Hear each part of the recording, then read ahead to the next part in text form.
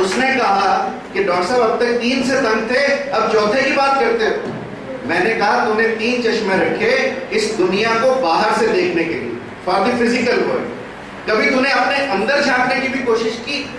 इस अंदर झांकने के लिए तू ये चौथा चश्मा रख, और मेरी ये प्रेजेंटेशन प्रिसाइसली उस चौथे चश्मे के बारे में होगी, ताकि हम सब लोग भी, हम बहुत सामाजिक कार्य करते हैं, हम बहुत लोग सांस्कृतिक कार्य करते हैं, हम समाज में एक महत्वपूर्ण अपना रोल रखते हैं, परंतु क्या हम राष्ट्र निर्माण में अपनी क्या भूमिका निभा सकते हैं, इस बारे में अपने कुछ विचार आप सब लोगों के साथ साझा करूं, इसलिए मैं आपके मध्य उपस्थित हूं।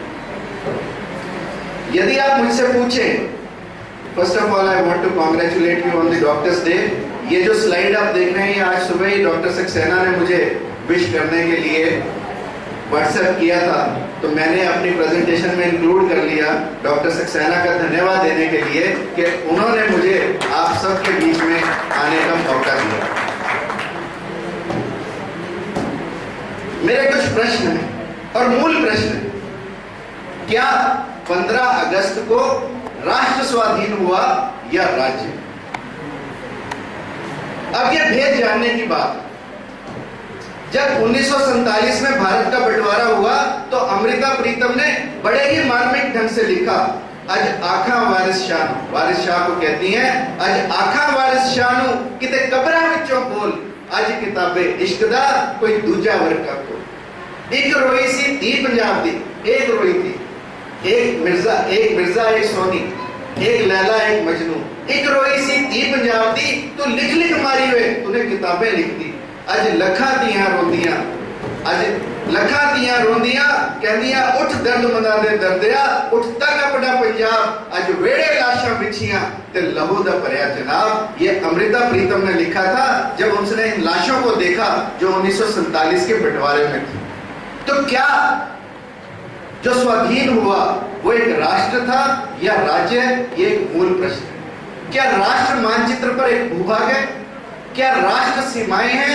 क्या राष्ट्र दीवारें हैं? नहीं, ये तो जड़ है। फिर राष्ट्र क्या एक भाषा है? राष्ट्र क्या एक जाति है? राष्ट्र क्या एक उपजाति है? राष्ट्र क्या एक संप्रदाय है? या राष्ट्र क्या एक धर्म है? प्रत्येक व्यक्ति की भांति प्रत्येक राष्ट्र का भी एक विशेष जीवन उद्देश्य होता है और वही उसके जीवन का केंद्र होता है। जैसे we all have goals in our life, हम सबके गोल हैं, हम अपने बच्चों के गोल भी सेट करते हैं, परंतु क्या राष्ट्र का भी कोई गोल हो सकता है? भारतवर्ष में धार्मिक जीवन ही राष्ट्रीय जीवन का केंद्र है और प्रधान स्वर है। भारत का जीवन ध्येय विश्व मानवता का मार्गदर्शन। हमने कहा वासुदेव कुटुंबकम। क्या सांस अंदर आना या सांस बाहर लेना? हम मरीज आता कहेंगे सांस लो सांस छोड़ो। क्या सांस लेना या सांस बाहर निकालना ही मनुष्य के जीवन का ध्येय है? वह आत्मा की अनुभूति करना चाहता है मनुष्य, वह उसे समझना चाहता है? नहीं, राष्ट्र इससे भी बढ़कर है। राष्ट्र एक चेतना है और चेतना के लिए चेतन व्यक्तियों की आवश्यकता है। और यहाँ है एक चिकित्सक का योगदान कि हम चेतन शरीर, चेतन बुद्धि, चेतन मन और चेतन आत्मा के लोग पैदा कर सकते हैं। ये है आप सबका कार्य। इसलिए हमें चेतन व्यक्ति इस देश में पैदा करने हैं, चेतनावान व्यक्ति इस देश में पैदा करने हैं। ये हमारा रोल है नेशन बिल्डिंग। हर व्यक्ति सुख चाहता है, इंद्रिय सुख, मन का सुख, बुद्धि का सुख, परंतु आत्मा का सुख हमें तब मिलता है जैसे माँ बच्चे को गोद में लेकर आत्मा की सुख की अनुभूति करती है। इसी तरह से डॉक्टर भी अपने मरीज को केयर करके, मरीज को जिंदा करके, मरीज का इलाज करके जो सुख पाता है वो आत्मिक सुख होता है।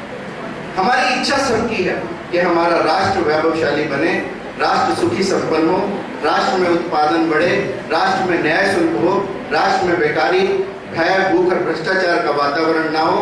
हम सांप्रदायिकता से, क्षेत्रीयता से, बेरोजगारी से, इन सब चीजों से ऊपर उठे, आपसी झगड़े हमारे समाप्त हो, जिसमें ऐसी इच्छा निर्माण ना हो जिसको ना निज गौरव तथा निज देश का अभिमान हो, वह नर नहीं पशु निरा और मृतक समान है।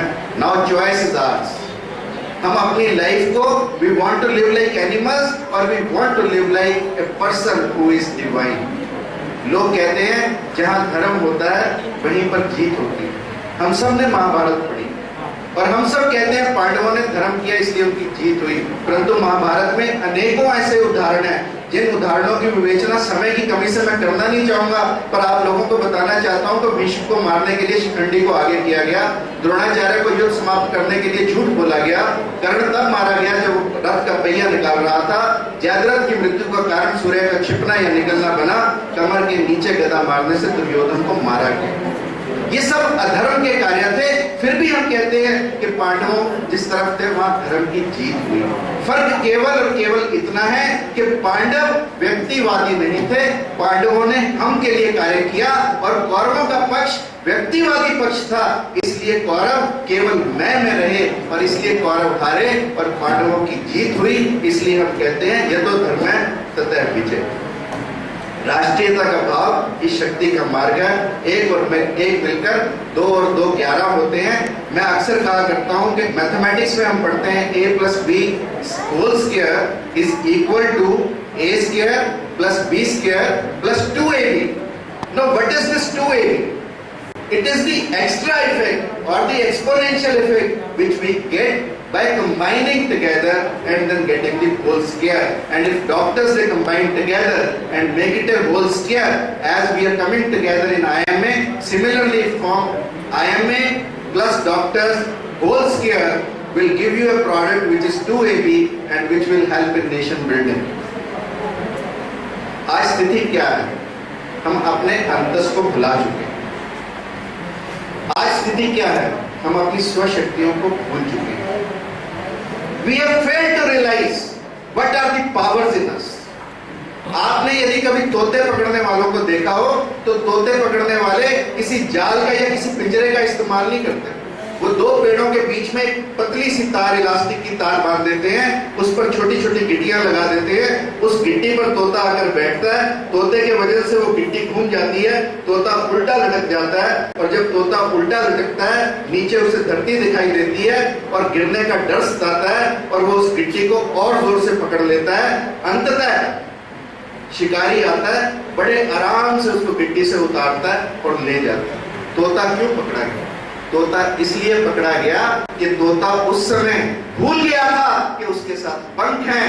लोगों, हमारे साथ भी दोस्तों पंख हैं, हम भूल चुके हैं हमारे साथ पंख हैं। यदि हम अपने पंखों के बारे में जागृत होंगे तो हम राष्ट्र निर्माण में एक अहम भूमिका निभा पाएंगे, ऐसा मेरा आपको मानना है। अब एक और मानसिकता पर देखो। बंदर पकड़ने वाले भी किसी जाल का इंतजाम नहीं करते, किसी पिंजरे का इंतजाम नहीं करते, वो एक फ्लास्क नुमा एक वेसल का इंतजाम करते हैं, उसको धरती में गाड़ देते हैं, उसमें चने डाल देते हैं। फ्लास्क आप जानते हैं उसकी जो गर्दन है वो पतली होती है। बंदर चने के लालच में उस फ्लास्क में अपना हाथ डालता है और अपनी मुट्ठी चनों से भर लेता है। जैसे ही उसकी मुट्ठी बंद होती है उसका हाथ बाहर नहीं आ सकता। चने बंदर छोड़ नहीं सकता क्योंकि अपनी मुट्ठी खोल नहीं सकता। दोस्तों, जीवन में उन्हीं लोगों ने पाया है, उन्हीं लोगों ने सफलता प्राप्त की है, उन्हीं लोगों ने अपने जीवन को सार्थक बनाया जिन्होंने अपने स्वार्थ को छोड़ा, जिन्होंने अपनी मुट्ठी को खोला। केवल और केवल वही लोग इस जीवन में अपने जीवन को सफल और सार्थक बना पाए, अन्यथा कोई नहीं। स्वार्थ को हमें छोड़ना पड़ेगा, तब हम देश निर्माण में, राष्ट्र निर्माण में कोई कार्य कर सकते। एक और बात आपको बताता हूं। डॉक्टर्स पर लोग कहते हैं कंज्यूमर प्रोटेक्शन के मुकदमे बढ़ रहे हैं, लोगों डॉक्टर्स पर दूसरे मुकदमे बढ़ रहे हैं, पर कभी आपने मूलतः सोचा कि डॉक्टर पर मुकदमा क्यों होता है? डॉक्टर पर मुकदमा तब होता है जब उस पेशेंट को कोई डॉक्टर ही गलत चीज फीड कर दे। जब तक कोई दूसरा डॉक्टर पेशेंट के कान में नहीं डाले कि तेरा इलाज गलत हुआ है, दोस्तों ये बात मेरी मान लेना कि कभी कंज्यूमर प्रोटेक्शन एक्ट के अंडर केसेस हमारे ऊपर नहीं है। हमारी मानसिक स्थिति क्या है? अब कृपया करके बुरा मत मान, ये केवल डॉक्टर्स पर एप्लीकेबल नहीं है, it is applicable for all the professionals, for all the people in this country, because हम लोग ईर्ष्या, राग और द्वेष से पीड़ित हैं। ये इस देश की मानसिकता बन चुकी है। आप गधे को देखो, आप देखेंगे कि भैंस के लिए खूंटी होती है, गाय के लिए खूंटी होती है, परंतु गधे के लिए कभी कुम्हार कोई खूंटी नहीं रखता। कुम्हार गधे की मानसिकता जानता है, वो एक गधा नहीं रखता, 2 गधे रखता, और रात को उन दोनों गधों की टांग आपस में बांध देता है और बड़े आराम से सोता है, क्योंकि उसको मालूम है कि अगर एक गधा दाएं 10 कदम चलेगा तो दूसरा गधा बाएं 10 कदम चलेगा, अंततः दोनों उसके घर के आगे खड़े रहेंगे। इसलिए यदि हम ईर्ष्या, राग और द्वेष को छोड़ेंगे तभी हम आगे बढ़ पाएंगे, और यदि हम आगे बढ़ेंगे तो मेरा ये मानना है कि ये देश भी आगे बढ़ेगा। केवल एक प्रधानमंत्री बनने से देश नहीं बदलेगा दोस्तों, देश बदलेगा जब हम सब बदलेंगे, हम सब में मानसिकता में बदलाव होगा, तभी हम इस राष्ट्र का निर्माण कर सकते हैं, तभी हम इस देश को बदल सकते हैं। आज स्थिति क्या है? प्रज्ञा खो रही है। आप देखो इतने नंबर 96, 97, 98%, पर आप लोगों को आम उसमें जीवन में देखो। मैं देखता हूं कि किसी के प्लास्टर बंधा हो तो लोग उससे पूछेंगे टूट गया क्या? अरे भाई टूटा है तो प्लास्टर लगा ना, टूट गया क्या? तो दूसरा कहता नहीं भाई फैशन है इसलिए लगा के जा। फैशन में तो कोई नहीं लगाएगा। किसी की अर्थी जा रही हो तो लोग कहेंगे मर गया क्या? भाई नहीं, इसको घुमाने ले जा रहे हैं, और तू कहे तो तेरे घर में भी छोड़ाएंगे। अरे जब अर्थी जा रही है तो व्यक्ति मर ही गया। और ऐसे ही लोग अनेकों प्रश्न पूछते हैं, जैसे कि किसी नर्स ने कहा मुबारक हो आपके घर लड़का हुआ है, तो आदमी कहता वाह भाई क्या टेक्नोलॉजी है, बीवी अस्पताल में है, लड़का घर में पैदा हुआ है। ये हमारी प्रज्ञा है। You see, we have got information, but we have not got knowledge. And believe me, this internet and everything has given us lot of information on the click of a button. But we have failed in our values. Therefore, we do not have knowledge and wisdom. If we combine information with values and with morals, believe me, it will become knowledge and wisdom. और उसे हम प्रज्ञा कहते हैं। आज प्रज्ञा खो रही है। बच्चों के पास there is lot of information, but there is no understanding, and that we have to take care of. आज लॉयल्टी, निष्ठा खो रही है। जिस देश में संडास के मग्गे को चेन के साथ बांधना पड़ता है, जिस देश में अगर प्याऊ में गिलास रखा हो तो उसको भी चेन से बांधना पड़ता है, तो प्रधानमंत्री बदलने से कोई फर्क नहीं पड़ने वाला दोस्तों। लोगों को अपनी मानसिकता को बदलना पड़ेगा। आज केवल और केवल भौतिकता का बोलबाला। हम बड़े डॉक्टर तब हैं जब हमारे पास मर्सिडीज हो, ऑडी हो, नहीं। लोग ऐसे इस जीवन में बहुत बड़े बड़े हुए। मैं इन उदाहरणों पर ज्यादा समय नहीं दूंगा।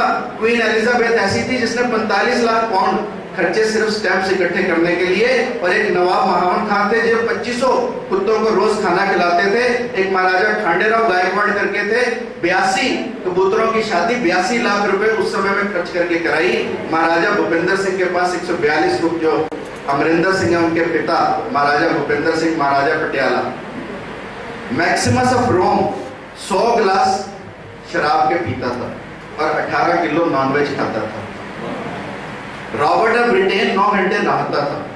नेपोलियन की वाइफ जोसेफिन स्ट्रॉबेरी के जूस से नहाती थी, और जिनको हम कहते हैं क्लियोपेट्रा, वो गधी के दूध से नहाती थी। और नीरो की पत्नी ने तो गधी के दूध से नहाने के लिए 400 गधी पाली थी। ये हमारी भौतिकता है। और यदि हम हेल्थ पर जाए तो health is a state of complete physical, educational, physical, mental, social and spiritual wellbeing, and that is what WHO says. रोगियों और चिकित्सकों की संख्या में वृद्धि में बढ़ रहा है अंतर। हम डॉक्टर तो 60,000 प्रोड्यूस करेंगे, पर हमारी जो आबादी है वो 1.2 करोड़ हर साल बढ़ जाती है। तो डॉक्टरों की कमी हमेशा से इस देश में रहेगी। चिकित्सा के प्रति गिरते सम्मान व आस्था का रोगी की चिकित्सा पर प्रभाव पड़ता है। मैं आपको बताऊं, हरियाणा में मैं किसी को कह दूं कि मैं अस्तलपुर का डॉक्टर हूं तो मेरा चालान भी हो रहा होगा तो पुलिस वाला छोड़ देगा। मैंने दिल्ली में एक बार मैं पकड़ा गया, मैं मोबाइल पर बात कर रहा था कनॉट प्लेस में, पुलिस वाले ने मेरे को रोक लिया। मैंने कहा यार एक इमरजेंसी कॉल थी। कहता डॉक्टर हो, कसाई हो। This is the perception which a common man is having towards doctor, and we have to change this perception, and we can change only this perception by our action and deeds. Believe me, it pinches you a lot when somebody says you this. क्या चिकित्सा रोगी का संबंध विक्रेता और ग्राहक है? आज हम कंज्यूमर एक्ट में, और हम इसको विक्रेता और ग्राहक का यदि संबंध मानेंगे तो शायद हम अपने जीवन में कभी सफल और सार्थक नहीं हो सकते। पद्धतियों का द्वंद्व, मैं उसके बारे में नहीं जाना चाहता, समय बहुत कम है।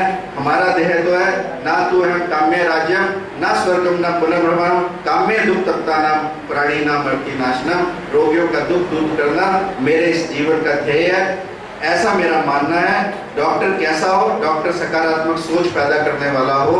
डॉक्टर बीसी राय के बारे में हम आज उनका दिवस मना रहे हैं। डॉक्टर बीसी राय, मेरा ये मानना है कि एक सकारात्मक सोच के व्यक्ति थे।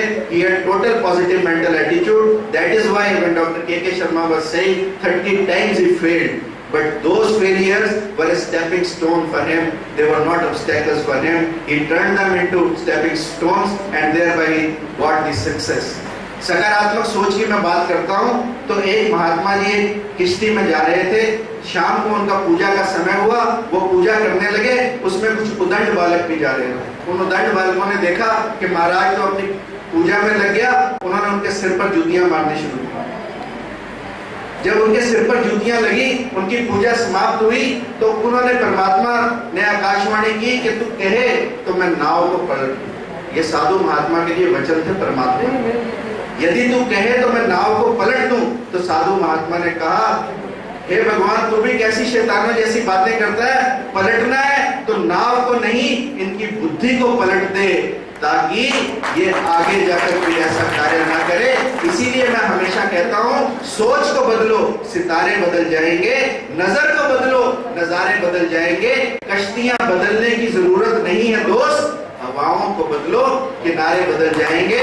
आज समय है डॉक्टर्स को हवा बदलने का, और इस हवा को बदलने की देश की डॉक्टर्स एक बहुत अहम भूमिका निभा सकते हैं, ऐसा मेरा मानना है। और आज जिस हिसाब से आप यहाँ पर एकत्रित हुए हैं, मेरे विश्वास को और भी बल मिला है कि डॉक्टर इस देश की हवा को बदलेंगे साहस बढ़ाने में।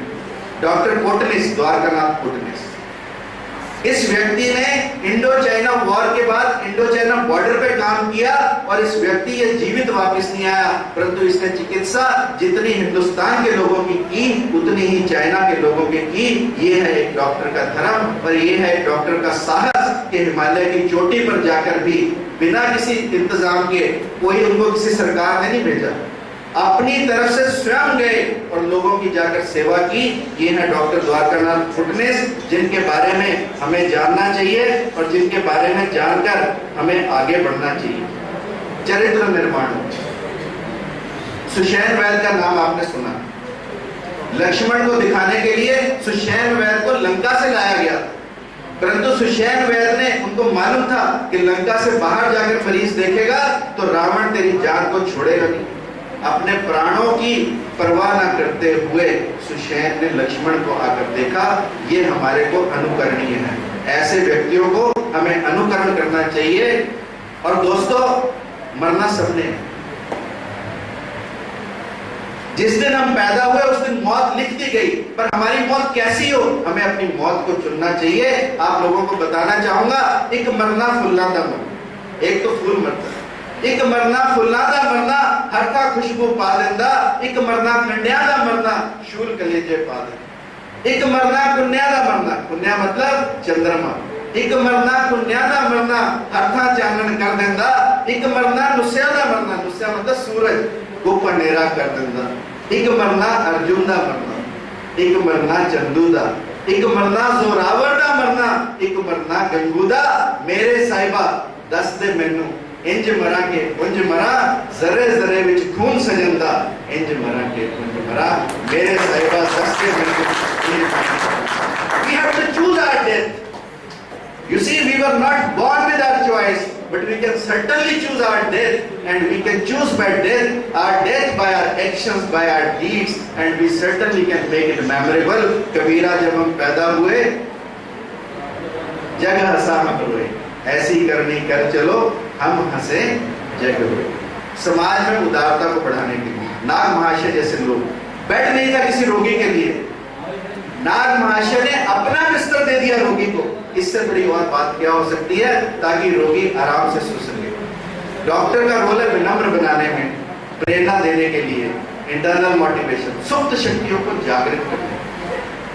समाज में अनेकों लोगों के पास सुप्त पर हम जानते नहीं है। एक डॉक्टर के नाते हम हर व्यक्ति के अंदर, सर अरबिंदो ने कहा कि प्रत्येक व्यक्ति के अंदर दिव्यता छिपी है, और एक शिक्षक का और एक चिकित्सक का कार्य है कि हम उस दिव्यता को बाहर निकालें। To extract the divinity out of the child is the purpose of education. This is what Sir Aurobindo said. और शुभ शक्तियों की जब मैं बात करना चाहता हूँ, आपने हाथी देखा, सर्कस में आप देखोगे हाथी को बाहर बांध देते हैं एक छोटी सी चेन के साथ। आप कभी इमेजिन कर सकते हो कि इतना शक्तिशाली हाथी एक छोटी सी चेन को नहीं तोड़ा सकता? वो नहीं तोड़ा सकता क्योंकि उसके बचपन में ऐसा कर दिया गया। जब हाथी छोटा होता है तो हाथी को मोटे चेन के साथ बड़े बड़े लकड़ियों के जो पाइज होते हैं, लकड़ियों के मुड होते हैं, उनके साथ बांध दिया जाता है स्लीपर्स के साथ। हाथी पांव मारता है छुड़वाने के लिए, मार मार के थक जाता है, पूरे दिन के बाद सो जाता है, और कई दिन तक प्रयास करने के बाद अंततः वो इसे अपनी नियति समझ लेता है, अपना भाग्य समझ लेता है। और बाद में तो ये कहते हैं कि यदि महावत हाथी को एक रेशमी धागा बांध कर भी किसी खूंटी से बांध दे तो हाथी उस रेशमी धागे को तोड़ा नहीं पाता। दोस्तों, हमारे सबके अंदर सुप्त शक्तियां हैं। आइंस्टीन ने कहा कि हर व्यक्ति का केवल 1/10 आइंस्टीन का कहते हैं यूज हुआ। अगर आइंस्टीन का 1/10 ब्रेन यूज हुआ या शक्तियां इंटरनल यूज हुई तो हमारी कितनी हुई होंगी? Only in points in points in points. So we can certainly, we all, Swami Vivekananda ने कहा कि हम सब अमृत के पुत्र, हम सब के अंदर वो शक्तियां छुपी हैं। यदि हम उनको जागृत कर पाए तो हम भी मानव से महामानव बन सकते हैं, ऐसा स्वामी विवेकानंद ने कहा। तो एक डॉक्टर का रोल इन गुणों को बाहर निकालने में है। जब हमारा रोगी से इंटरेक्शन होता है तो रोगी के अंदर रोग के साथ कई चीजें छिपी होती हैं। न केवल हमें रोग का इलाज करना है परंतु उसकी इंटरनल डिवाइनिटी को भी बाहर निकालने की कोशिश करनी है, सेवा भाव पैदा करना। महात्मा मुंशीराम जी ने बाद में स्वामी श्रद्धानंद के नाम से जाना, जिन्होंने गुरुकुल काकली की स्थापना की। एक बार उनके यहाँ अस्पताल में एक किसी विद्यार्थी की ड्यूटी थी किसी पेशेंट के साथ। पेशेंट को उल्टियां आने लगी तो वो विद्यार्थी बाहर जाके उल्टी के लिए जो पात्र है उसको देखने के लिए गया। इतने में स्वामी श्रद्धानंद वहां आए। उन्होंने जब मरीज उल्टी करने वाला था तो उसके आगे अपने हाथ ऐसे करके रख दिए, और जब वो विद्यार्थी आया तो उसको कहा कि मरीज की उल्टी तेरा वो पात्र लाने की इंतजार नहीं करेगा। इसलिए यदि मरीज की सेवा करनी है तो अपने तन मन से पूरे लगन के साथ उसकी सेवा करनी है। और दोस्तों, हम अपने कर्मों से अपनी गति पाते हैं। श्री रामचंद्र जी ने, तुलसीदास जी ने लिखा, रामायण में कहा, तात कर्म निज ते गति पाई, परहित बसा जिनके मन माही। जिनके मन में परहित की भावना है, तैकू इस जग में कछु दुर्लभ नहीं। जो लोग सेवा के कार्य करते हैं उनको इस जग में कभी भी कुछ दुर्लभ नहीं रहता। तो दोस्तों, आओ मिलकर सेवा के कार्य करें। डॉक्टर का रोल समाज को दूरदर्शिता देने के लिए, समाज को एक विजन देने के लिए, एक विजन डॉक्यूमेंट देने के लिए, क्योंकि डॉक्टर्स स्वयं से विजनरी होते हैं। हर डॉक्टर अपने आप में एक विजनरी है, चाहे किसी ने नर्सिंग होम बनाया, चाहे किसी ने सरकार की सेवा की, सब लोग विजनरी हैं। हम उन विजनरीज को भी देखें जिन्होंने इस समाज के लिए अपना सब कुछ किया। और मेरी अंतिम बात कि हम जो कुछ भी करें उस परमात्मा को अर्पित करें। हम केवल इलाज करते हैं, ठीक परमात्मा करें। लुकमान हकीम थे, बहुत बड़े हकीम थे। उनके बेटे को दस्त लगे तो लुकमान हकीम की पत्नी कहने लगी कि तुम कैसे इतने बड़े हकीम हो, तुम्हारे बेटे के छोटे से दस्त नहीं ठीक कर सकते। तो लुकमान हकीम ने अपने बस्ते में से एक जड़ी निकाली और नदी में डाल दी। कहते हैं नदी का वेग उस जड़ी से रुक गया। तो लुकमान हकीम ने कहा कि जड़ी तो मेरे पास ऐसी ऐसी हैं जो तेरे बेटे के दस्त तो क्या, छोटा सा डायरिया तो क्या, पूरी नदी का वेग रोक दें, परंतु परमात्मा ने इसकी इतनी सांसें ली। लुकमान हकीम जैसे व्यक्ति ने कहा कि इसकी इतनी ही सांसें लिखी हैं, इसलिए मैं इसका कुछ कर नहीं सकता। दोस्तों, हम केवल सांस अंदर और सांस बाहर कर सकते हैं। जीवन देना परमात्मा का कार्य है। जाको राखे साइया, मार सके ना कोई। और इसलिए हम तेरा तुझको भावना अर्पण की भावना से कार्य करें। शुरुआत किसी को करनी पड़ती है। यदि जमीन पर लकीर खींची तो निजी संपत्ति बनी, किसी ने हाथ में हल पकड़ा तो खेती हुई, किसी ने 2 पत्थरों से चिंगारी पैदा की तो ऊर्जा की कल्पना की गई, 1010 की गिनती हुई तो कंप्यूटर शास्त्र आया, कविता कही गई तो साहित्य आया, गुफाओं की दीवारों पर किसी ने लकीरें खींची तो कला बनी, ईश्वर की कल्पना किसी ने की तो धर्म बना, दूरबीन तैयार की तो मन का विस्तार विश्व के पार हुआ। आओ हम सब भी मिलकर चौथा चश्मा इजाद करें ताकि व्यक्ति निर्माण, समाज निर्माण और राष्ट्र निर्माण में अपनी भूमिका निभा सकें। अंत में एक छोटी सी कविता जो मेरे जीवन का ध्येय है और जहां भी मैं जाता हूं इस कविता की कुछ पंक्तियां अवश्य बोलता हूं और मैं चाहूंगा कि आप सब भी मेरे साथ इस कविता की 4 लाइनें जरूर बोलें ताकि मुझे भी पता लगे कि अलवर के डॉक्टर्स के मध्य में कुछ अपनी बात कह पाया। मिथ्या जीवन के कागज पर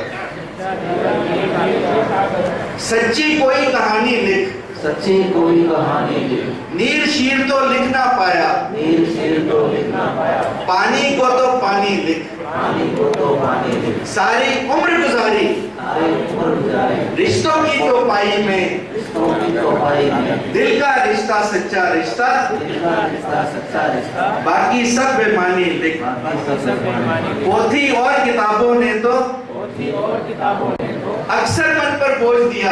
अक्सर मन पर बोझ मुझे दिया। भी सुनाई दे अलवर की जनता कितनी इस मामले में आगे है। पोथी और किताबों ने तो पोथी और किताबों ने तो अक्सर मन पर बोझ दिया, अक्सर मन पर बोझ दिया, मन बहलाने की खातिर ही बच्चों की शैतानी लिख, बच्चों की शैतानी लिख, कोशिश करके देख माने, कोशिश करके देख मार, पहुंच सके तो आंसू पहुंच, पहुंच सके तो आंसू पहुंच, बांट सके तो दर्द बांट ले, पीर सदा बेगानी लिख, पीर सदा बेगानी लिख।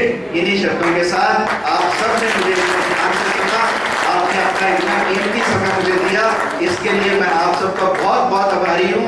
IMA की नई टीम जिसने टेक ओवर किया, मैं उनको बहुत बहुत उनका अभिनंदन करता हूं, उनका स्वागत करता हूं। और महेंद्र चारणा जी की तरफ से जो आपके सांसद हैं, उन्होंने मुझे कहकर भेजा है कि IMA की कोई भी समस्या होगी सबसे पहले महेंद्र चारणा जी बनवारी लाल जी सिंघल जी के साथ आपके साथ खड़े होंगे, चाहे वो कोई धन की आवश्यकता हो, चाहे वो उनकी तन की आवश्यकता हो, चाहे उनके मन की आवश्यकता हो, वो हमेशा आपके बीच में खड़े पाएंगे, आपको खड़े मिलेंगे।